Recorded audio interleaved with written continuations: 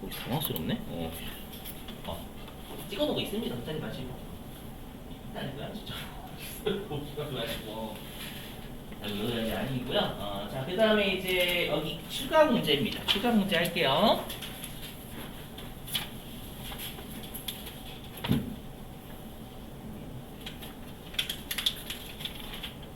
교재에는 저자분이 뭐 안 넣으셨네요. 해보세요. 그러니까 나중에 연말정산 가면 이 사람이 연말정산이 되냐 안 되냐 그거 있거든요. 지금은 뭐 예제가 없네요. 보시면 자 여기서 추가 공제는 뭐냐면 말 그대로 기본 공제 대상자가 또 다른 요건을 만족하면 추가 공제, 추가적인 공제를 해주겠다. 그게 추가 공제입니다. 아셨죠? 그래서 원칙은 요거예요. 일단 추가 공제는 2차 시험, 2차 시험. 기본 공제라는 게 1차 시험이고 1차 시험을 합격해야지만 2차 시험을 우리가 볼 수 있잖아요. 여러분들. 즉 기본 공제 대상자에 한해서 추가 공제를 해주기 때문에 꼭 이 공부를 외우셔야 됩니다. 왜냐하면 기본 공제를 만족하지 못하면 추가 공제를 원칙적으로 안 돼요. 아시죠? 추가 공제에 걸면 난리 나는 겁니다. 여러분들. 기본 공제가 안 된다라고 되어 있는데 추가 공제에 걸리겠군 여러분들 우리가 세팅하는 분들이 계시거든요. 안 돼요. 그리고 이 추가 공제는 말 그대로 추가 공제이기 때문에 요건에 해당이 다 되면 중복됩니다. 아셨죠? 어느 하나만 아까 했던 기본 문제는 그냥 150만 원 딱 하나 해주는 거예요. 여기는 기본 문제 대상자가 해당 요건을 만족하면 다 중복돼요. 그렇죠? 외워주시게 해볼게요. 자 일단 경로대 공제는 경로니까 말 그대로 연세가 좀 있으신 분이죠. 이 연세는 70세 이상입니다. 기본 공제 대상자가 70세 이상인 경우입니다. 그러면 1인당 100만 원을 빼줘요. 그러니까 예를 들면 여러분들의 부모님이 전부 다 70세 이상이신 거예요. 그리고 소득금에 또 만족하신대요. 아시죠? 그러면 기본 공제 300만 원 되는 건 150 곱하기 2에서 맞죠? 거기에다가 추가 공제 200만 원 되는 거죠. 500만 원을 뺄 수가 있다라는 거예요. 아시죠? 그런 것도 여러분들이 나중에 혼자서 신고하실 때 다 체크해야 되거든요. 그런 거 체크 안 하잖아요. 그럼 세금 폭탄 떨어져요. 폭탄. 폭탄 투하가 돼, 투하. 또 거의 원자 폭탄급이에요, 여러분들. 소득 많으신 분들은. 진짜로. 500만 원 못 빼는 거니까. 그거고요. 자, 그 다음에 장애인 공제입니다. 말 그대로 기본 공제 대상자가 장애인이래요. 조심하실 건 기본 공제 대상자가 장애인인데 기본 공제가 안 돼요. 안 됩니다. 장애인 공제는. 있죠. 기본 공제 대상자가 장애인이어야 된다라는 거예요. 그래서 기본 공제 대상자가 장애인이면 1인당 200만 원 빼줘요. 됐죠? 근데 나중에 여러분 이거 좀 외워주셔야 돼요. 우리가 나중에 장애인은 1번 장애인부터 3번 장애인까지 걸어줘야 되거든요.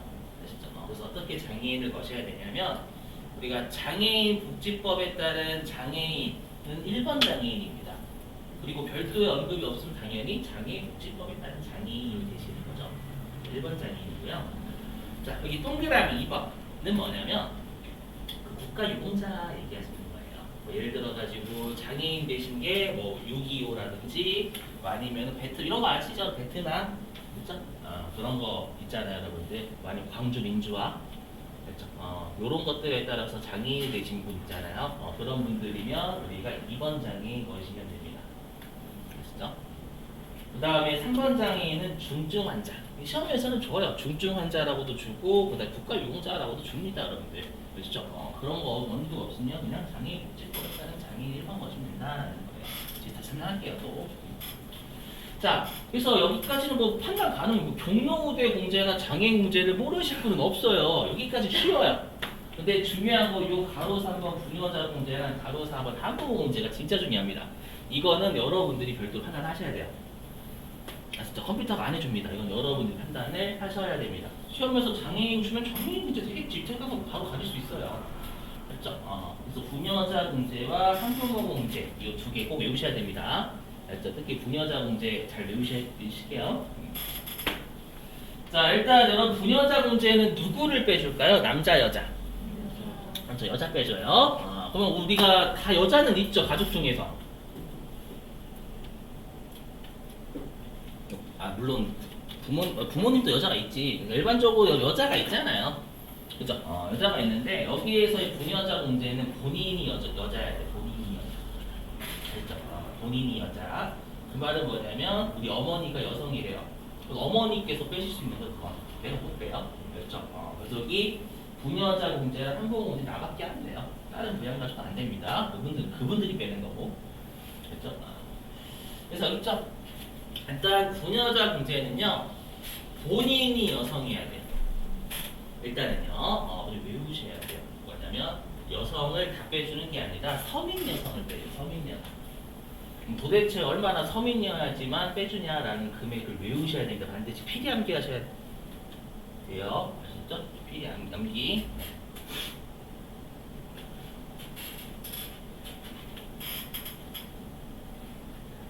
보시고. 자, 종합소득금액입니다. 6천 우리 그 6가지 소득금액 있죠? 그래서 2대4 근영기 합쳐서 3천만 원 이하인 본인이 여성이어야 됩니다. 금액 외우셔야 돼요. 이거 가지고 장난 엄청나게 썼어요. 아셨죠? 이걸 안 외우시면 난리 납니다. 아시죠? 여러분이 금액은 제가 외워달라라는 거 꼭 외워주셔야 돼요. 그 파트만. 참 많이 냈기 때문에 외워주셔야 됩니다. 아셨죠? 나중에 문제 풀어보시면 알겠지만 분야적 문제 미친듯이 냈어요 여러분들. 금액 가지고 장난치는 거 여기. 자 그리고 여기에서는 서민 여성이면서 힘든 여성이죠요. 그러면 여러분 누가 있으면 힘들어요? 내가 여자예요. 누가 있으면 힘들어요?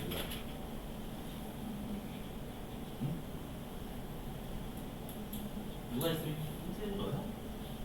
안 힘들어요 여러분들? 안 힘들어요? 여기에요. 배우자가 있는 여자. 그죠? 이거는 외우세요. 그죠? 예전에 한번 이 에피소드 설명드리면 이게 결혼을 안 하십니다. 예전에 한번 제가 이제 세무이 코로나 전 때 그 주말반 세무이 했었거든요. 여기 이제 학생분들이랑 20대 초반, 초중반 분들 있고 뒤에는 어머니 주대요. 진짜 이거 거짓말 아니에요. 거짓말 하나도 안 했어요. 누가 있으면 가려놓고 누가 있으면 힘들어 했던 여기 이제 그 학생분들이나 20대 초중반 있죠. 결혼 안 하신 분들은 그죠 일단 자녀 이렇게 그죠. 그분들은 오답이죠. 오답. 어머니도 동시에 그 남편 이렇게 너무 완벽하시는 거죠. 어머니도 뭐 내부에서 동시에 남편이요 막 이렇게 그래서 어머니들이 정답 다 주고 아시죠? 그래서 배우자가 있으면 힘들다라고 해요. 동감이 되시는 없으시면 동감이 되시는가 봐. 그래서 배우자 여성이 힘들 때요. 그러니까 다 큰 자식이 다 큰 자식. 그죠? 자 그거고요. 그다음 외우실 게 이거예요. 뭐냐면 우리가 원래는 기본공제 대상자에 한해서 추가공제가 된다라고 했었잖아요. 원칙이 그러다고 했죠. 그래서 시험을 한번 냈던 적이 있어요. 무조건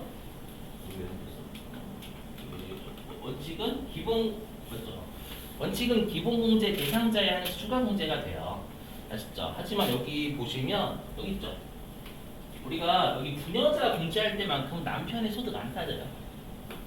이해되시겠지? 오해하시면 안 돼요. 우리가 남편이 기본공제, 그러니까 남편이 기본공제 대상자냐 아니냐는 소득금액 판단합니다. 아셨죠? 하지만 부녀자 공제할 때만큼은 남편의 소득을 안 따진다라는 거에 오해하시면 절대 안 돼요. 아셨죠? 가끔씩 오해하시는 분들이니까 정확히 알고 계셔야지 엉뚱하게 알고 계시면 안 됩니다 이게. 아시죠? 그래서 배우자, 남편의 소득 요건 안 따지고 본인이 종합소득금의 3천만 원 이하면 부녀자 공제 해주겠다라는 거예요. 아셨죠? 또는 내가 남편이 없어요. 그러면 언제 힘드냐면 내가 부양해야 되는 가족들이 있을 경우에요. 맞죠? 부양할 가족들은 여기죠. 기본공제 대상자여야 돼요. 당연히. 맞죠? 내가 배우자가 없어요. 남편이 없는데 어머니가 연봉이 10억이에요. 행복하죠, 여러분. 그렇죠? 행복하다라는 거 안 힘들다라는 거예요. 기본공제 대상자에 부양가족이 있어야 됩니다. 소득금이 딸리신다는 얘기죠. 이거 내가 세대주예요, 세대주. 내가 여러분들 책임져야 된다면 내가 세대주 등록이 되는 거죠, 여러분들. 맞죠? 대신에 아버님들께서는 잘 그거 안 하려고 할 때가 세대주 되게 약간 뭐라고 해야지? 아버님들 권위적인 분들 좀 옛날 분들 계셔가지고 내 눈에 흙이 들어가기 전까지 너한테 세대주를 양보 못한다 이런 분들 계시죠. 그죠? 잘 탈러봐요, 여러분. 혹시라도. 자, 그래서 1년에 50만 원 해줍니다. 1년에 50만 원. 자, 일단 요거하고 좀만 버텨요. 3개 남았어, 3개. 자, 바로 4번 한부모 공제. 자, 여기는 내가 부모인 거예요. 알죠? 본인이 부모 입장이셔야 됩니다. 아시죠? 본인이 부모 입장인데 한부모예요, 한부모. 이 한부모라는 이름 자체에서 이미 힌트가 있어요. 그럼 내가 부모인데 한부모래요. 누가 없는 걸까요? 배우자가 없어가지고 이게 핵심이에요. 배우자가 없는. 그래서 이게 핵심이에요. 그래서 남자도 한부모 돼요. 왜냐면 여러분들이 부녀자 공제를 너무 중요시 여겨요. 왜냐면 소득금에 이거 막 외워야 되니까. 그렇기 때문에 남자를 막 제끼는 분들이 계세요. 남자는 탈락? 이렇게. 그렇죠? 안 돼요. 한부모 공제는 남자도 다 돼요. 조심하시고. 그리고 부모면 누가 있어야 돼요? 한부모, 부모. 그렇죠. 직계, 비속, 자녀가 있어야 되죠. 그래서 기본공제 대상자인 직계, 비속이 있으면 한부모 공제가 되고요. 1년에 100만 원이 됩니다. 여러분들 우리가 부녀자 공제하고 한부모 공제가요. 중복이 될 때가 있어요. 맞죠? 뭐냐면 내가 배우자가 없는 여성이에요. 응? 내가 배우자가 없는 여성이고 종합소득금의 3천만 원 이하는 만족하는 거예요. 그러면 배우자가 없는 여성이 배우자가 없는 자 걸리죠. 그죠? 그리고 내가 기본공제 대상자인 자녀가 있는 거예요. 직계비속 있으면 여기도 걸리고 여기도 걸리죠. 이해되셨어요? 중복이 되면 둘 다 해주냐 외우셔야 돼. 안 돼요. 둘 다 안 됩니다. 둘 다 안 된대. 둘 다 중복은 안 해줘요. 그래서 중복은 안 됩니다. 그래서 중요해요. 그러면 중복되면 뭐를 해주냐면 금액이 센 한부모 공제를 해줘요. 아시죠? 그 말은 뭐냐면 반대로 돌리면 한부모 공제부터 판단하시는 게 가장 중요하다는 얘기입니다. 여러분들이 남자가 나오면 일단은 부녀자 공제가 안 되니까 바로 패스하는 경향이 진짜 강하세요. 알겠죠? 근데 배우자가 없으면 거의 한부모 공제에 걸린다라고 보시면 돼요. 우리 시험은요. 알죠? 그래서 일단 배우자가 있는지 먼저 확인하시고, 됐죠? 없으면 거의 한부모 된다라고 보시면 돼요. 자녀도 있을 거거든요. 이 시험은. 한부모가 부녀 만약에 내가 배우자가 있어요. 배우자가 있으면 한부모 안 되는 거잖아요. 한부모 안 되니까 본인이 여성이면 이제 부녀자 공제 판단하시는 거고, 맞죠? 이 배우자가 있는데 내가 남자예요. 그럼 한부모 안 되니까 부녀자는 안 될 거 아니에요, 남자이기 때문에. 그러면 제끼시면 돼요. 이렇게 판단하셔야 돼요. 아시죠? 다시 말씀드리자면 부녀자 공제하고 한부모 공제는 본인만 됩니다. 나머지 안 돼요. 이거 질문 많이 받아요, 진짜로. 넘어갈게요. 자, 그 다음에 얘도 문제, 얘도 시험에 냈더라고. 최근 들어서 냈어요. 자, 뭐냐면 이거는 이미 했죠? 아까 우리가 과세기간 종료일 12월 30일 상황에 따른다고? 맞죠? 근데 이게 중요해요. 어디냐면 여기. 그럼 만약에 우리가 과세기간 종료일이 12월 31일이죠. 12월 31일 날 사망하신 거예요. 12월 31일 전에. 사망하시면 이제 만약에 우리 어떤 사람의 부모님이 돌아가셨어요. 그러면 올해 그 부모님이 공제 대상이 되냐 안 되냐. 그러니까 문제가 되는 거고요. 그 다음에 12월 31일 전에 장애가 치유가 됐대요. 부처님이나 예수님이 만져주셔가지고 개소리죠. 장애가 치유가 됐대요. 그러면 장애인이 어느 때는 장애인이었고 어느 때는 장애인이 아니죠. 맞죠? 그러면 장애인 공제를 받을 수 있냐 없냐에 문제가 생겨요. 맞죠? 근데 법문구 그대로 판단하셔야 돼요. 여기 사망하기 전일, 치유되기가 전일 상황에 의해서 판정한다가 법문구입니다. 이 말은 뭐예요? 어떤 사람의 부모님이 7월 1일 날 돌아가셨어요. 7월 1일 날. 7월 1일의 전날의 상황 6월 30일이죠. 그죠? 6월 30일 날은 살아 계신 거니까 부모님이 직계존속 공제가 가능할 수 있는 거예요. 무슨 말인지 이해되시겠어요? 그리고 7월 1일 날 장애가 치유가 됐대요. 그러면 6월 30일 상황에 따르는 거잖아요. 법무부에 따르면. 그때는 장애인이었죠. 그러면 올해에는 장애인 공제를 받을 수 있는 거예요. 내년도로 안 되는 거예요. 오케이? 아시죠? 잘 판단하셔야 돼요. 이거 중요해요, 여러분들. 제가 가끔씩 좀 이따가 할 때 사망했는데 사망했는데 사망 안 했죠. 그러면 사망했는데 무슨 사망 안 했죠야. 요 문구 때문에 그래요. 됐죠? 자, 그 다음에 동그라미 2번. 자, 동그라미 2번은요, 그냥 무시하세요. 나이가 하루라도 만족하면 된다. 뜻이에요. 그냥. 아시죠? 넘어가시고, 이거는, 넘어갈게요. 원래 여기까지만 하면 되는데, 요거를 해야 돼. 왜냐면 요게 이제 좀 이따가 우리가 인적 공제 할 때 얘를 또 걸어야 되거든요. 짜증나게. 해볼게요. 뭐냐면 우리가 지금까지 했던 건 여러분들 소득공제고요. 우리 세액공제는 나중에 다른 동네에서 해야 되거든요. 근데 지금 하는 요 기본자녀 세액공제하고 출산입양 세액공제도 우리가 입력을 해줘야 돼요. 그렇죠. 그래서 부득이하게 여기서 할게요. 자, 일단 우리가 기본자녀 세액공제는 외워주셔야 될 게 뭐냐면 기본공제 대상자에 해당하는 자녀는 0세부터 20세까지죠. 맞죠? 근데 여기 자녀세공제는 7세 이상의 자녀가 됩니다. 그러니까 7세부터 20세까지의 자녀만 되지 0세부터 6세의 자녀는 기본자녀세공제가 안 돼요. 오해하시면 안 돼요. 기본공제 대상자는 20세 이하면 다 되는 거예요.